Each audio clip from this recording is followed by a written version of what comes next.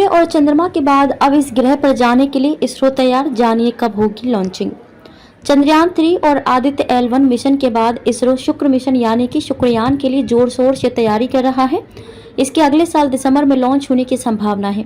Venus mission से पहले अंतरिक्ष एजेंसी इस साल दिसंबर में ही एक्सपीओसैट या एक्स-रे पोलारीमीटर सैटेलाइट लॉन्च करने की तैयारी कर रही है। इसका उद्देश्य चमकीले एक्स-रे पल्सर का अध्ययन करना है।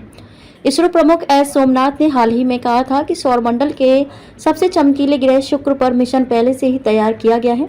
मिशन के लिए इसके पेलोड विकसित किए गए हैं। इसके 2024 के दिसंबर में लॉन्च किए जाने की संभावना है। इस समय पृथ्वी और शुक्र इतने संरेखित सीधी रेखा में होंगे कि अंतरिक्षयान को कम प्रणोदक का उपयोग करके पड़ोसी ग्रह की कक्षा में रखा जा सकता है।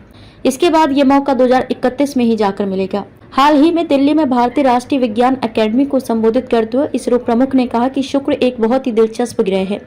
इसका एक वातावरण भी है जो बहुत घना है। वायुमंडलीय दबाव पृथ्वी से 100 गुना अधिक है। यह अम्लों से भरा है। आप सतह में प्रवेश नहीं कर सकते हैं। आप नहीं जानते कि इसकी सतह कठोर है या नहीं। हम ये सब समझने की कोशिश क्यों कर रहे हैं? पृथ्वी एक दिन शुक्र बन सकती है, मुझे नहीं पता।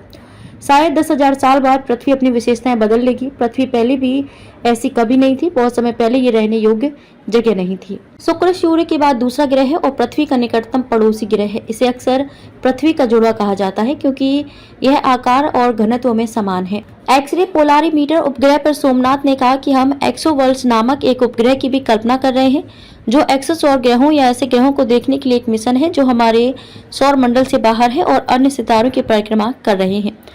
एक्सो ग्रहों में से कम 100 में वायुमंडल मौजूद है। मिशन एक्सो ग्रहों के वातावरण का अध्ययन करेगा और पता लगाएगा कि क्या वे रहने योग्य हैं या नहीं।